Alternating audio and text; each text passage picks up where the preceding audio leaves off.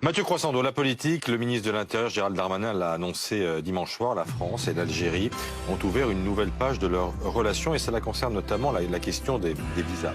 C'est-à-dire Alors, comme on dit en langage de ministre de l'Intérieur, la France a rétabli une relation consulaire normale avec l'Algérie. C'est ce qu'a annoncé Gérald Darmanin à l'occasion d'une visite à Alger dimanche soir. Alors concrètement, ça veut dire que c'est la fin de ce qu'on a appelé la crise ou la guerre des visas. Celle-ci avait été déclenchée à l'automne 2021 par Paris. Le même Gérald Darmanin avait annoncé à l'époque qu'il restreignait la délivrance de visas en Algérie, mais aussi au Maroc et en Tunisie, afin de faire pression sur les autorités de ces pays. Ce qui était en jeu, en fait, c'était la question du retour des immigrés clandestins dans leur pays d'origine, que la France avait bien du mal à renvoyer dans les 10 pays du Maghreb, parce que ceux-ci traînaient des pieds pour les accueillir, notamment en multipliant soit les formalités sanitaires ou administratives. Donc la relation consulaire, elle est revenue à la normale aussi le week-end dernier au Maroc, où la ministre des Affaires étrangères, Catherine Colonna, était en déplacement, et elle l'avait également été en Tunisie. Ça veut dire que donc la Tunisie, le Maroc et l'Algérie ne vont plus faire de problème pour accueillir les ressortissants que la France leur renvoie. Ben, c'est toute la question qu'on se pose. Moins qu'avant, assure-t-on à Beauvau, mais le problème c'est qu'on manque de chiffres pour étayer cette affirmation, comme n'ont pas manqué de le souligner évidemment certains élus de l'opposition, notamment Éric Ciotti par exemple. Le nouveau président des Républicains s'est fendu d'une lettre à Gérald Darmanin, dans laquelle il s'étonne de ce revirement.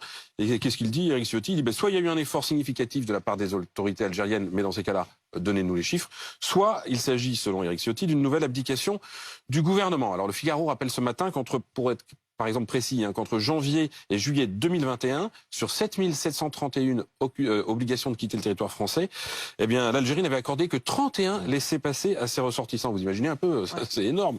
C'est ça d'ailleurs ce qui avait provoqué à l'époque la colère de Paris. Donc aujourd'hui, on ne sait pas si la situation est revenue à la normale, mais Gérald Darmanin fait valoir de son côté que le nombre de reconduites à la frontière a augmenté de 20% en 2022, mais c'est toute nationalité confondue. Donc on ne sait pas précisément pour l'Algérie, le Maroc ou la Tunisie. Mais pourquoi avoir levé ces mesures de rétorsion? Ben, ça s'appelle de la réelle politique. Parce que ce bras de fer, il était difficilement tenable dans la durée. Pour des raisons humaines d'abord, j'ai envie de dire, parce que ça sanctionnait tout un nombre de personnes qui souhaitaient se rendre en France, pas pour s'y installer, mais pour rendre visite à leur famille, pour faire leurs études, faire des affaires, pour des colloques scientifiques. On a vu des médecins, des scientifiques qui étaient interdits de venir pour participer à des colloques. C'était monté jusqu'à un refus sur deux de visa en Algérie et au Maroc, 1 sur 3 en Tunisie.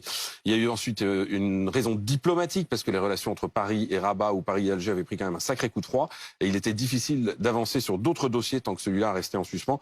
À quoi bon, d'une certaine façon, prôner la réconciliation entre Paris et Alger, par exemple, comme l'a fait Emmanuel Macron cet été ou comme l'a fait Elisabeth Borne cet automne, si ce dossier n'était pas réglé? Et puis enfin, il y a probablement aussi des raisons économiques ou énergétiques, j'allais dire. N'oublions pas que l'Algérie, par exemple, est un des premiers producteurs de gaz au monde et que ça peut servir en ce moment exactement, Adeline.